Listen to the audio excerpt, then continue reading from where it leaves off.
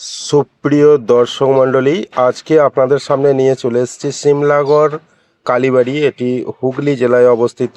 আর এই ভিডিওর শেষে আর একটা মন্দির আপনাদের দেখাবো, কালী পূজা দেখাবো। সেটা হচ্ছে বর্ধমান জেলার পূর্ণগ্রামের হচ্ছে আপনার রক্ষাকালী মায়ের পূজা। তো সিমলাগড়ে আমরা চলে এসেছি। তো চলুন আস্তে আস্তে আমরা এগিয়ে যাব এবং মন্দিরটার চারিপাশ আমরা ঘুরে দেখব। আর এই মন্দিরের সামনেই রয়েছে ওল্ড জিটি রোড, যেটা দিল্লি টু কলকাতা, সেই ওল্ড জিটি রোড। আর এখানে দেখুন কত বাচ্চারা খেলা করছে আর বহু ভক্ত এখানে পুজো দিতে এসেছেন। এখানে সারা বছরই বিয়ের ডেটগুলো ধরে বিয়ের অনুষ্ঠান এখানে হয় এবং যারা নতুন গাড়ি যারা ক্রয় করেন তারাও এখানে এসে পূজা দেন গাড়ি। তো আজকেও দেখছি 2-3টে গাড়ি পূজা হচ্ছে। তো চলুন মায়ের দর্শন নিয়ে নিই। তারপরে এই মন্দিরে আরেকটি শিব মন্দির আছে, সেটা হয়তো অনেকেই জানেন না, সেটাও আজকে দেখিয়ে দেবো। এবং চলুন এই আগে মায়ের দর্শন করি। এই দেখুন এখানে পুরোহিত বসে আছেন, যারা পুজো দিচ্ছেন তাদের নাম গোত্র নিয়ে তাদের পূজা করে দিচ্ছেন। এই যে মা, জয় মা কালী বলে একটা কমেন্ট রাখবেন। এটা সিমলাগড়ের কালী মা, একদম রেল লাইনের ধারে অবস্থিত, জিটি রোডের উপরে অবস্থিত। আর এই পাশেই রয়েছে দেখুন একটা শিব মন্দির। এখানে পুরোহিত মশাই পুজো করছেন শিব মন্দিরটা। এই সিমলাগড়ের মায়ের কালী মন্দিরের পাশেই রয়েছে এই মন্দিরটা। তো যদি ভালো লাগে অবশ্যই একটা রিয়াক্ট ও কমেন্ট করে রাখবেন, একটু শেয়ার করে অন্যদের দেখার সুযোগ করে দেবেন। আর এইটাই দেখছেন বর্ধমান জেলার পূর্ণগ্রামে মা রক্ষাকালী মা।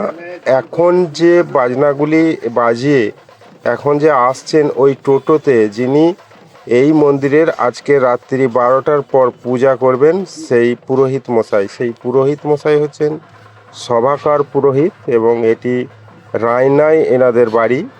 তো এনারা কেবলমাত্র ওই রক্ষাকালী পূজাগুলোই বেশি করে থাকেন, তান্ত্রিক মতে সভাকার পুরোহিত। তো চলুন, এই দেখুন কি সুন্দর সাজিয়েছে টোটো গাড়িটা।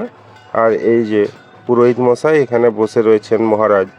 তো উনি মন্দিরে নামবেন। চলুন, রাত্রি ঠিক 12টার পর এই মন্দিরে পুজো শুরু হবে। আর এই মন্দিরের যে প্রতিমাটি আপনাদের দেখাবো, সেটি শ্মশান থেকে মাটি নিয়ে এসে সদ্য এই প্রতিমা তৈরি করা হয়েছে এবং পূজা শেষ হয়ে যাওয়ার পর আজকেই মানে এই রাত্রেই আবার বিসর্জন হয়ে যাবে।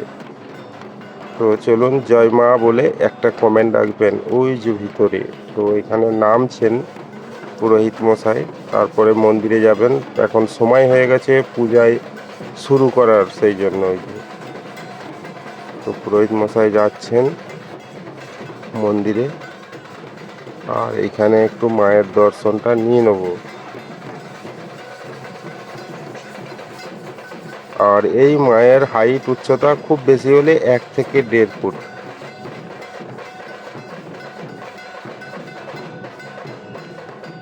তো ভিডিওটা কেমন লাগলো অবশ্যই একটু কমেন্ট করবেন আর একটু শেয়ার করে দেবেন অন্যদেরকে দেখার জন্য।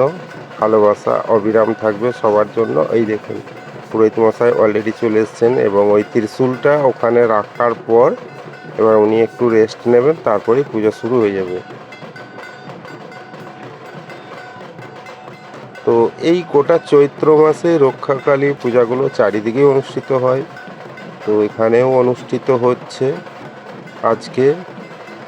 আর শনি মঙ্গলবার করেই বেশি পূজাগুলো হয়।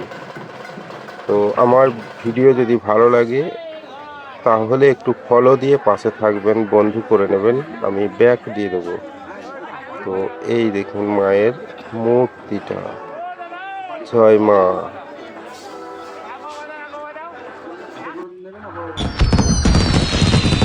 এই যে মায়ের মূর্তিটা। তো ধন্যবাদ, দেখা হবে আবার নতুন কোনো ভিডিওতে। ভালো থাকবেন, সুস্থ থাকবেন।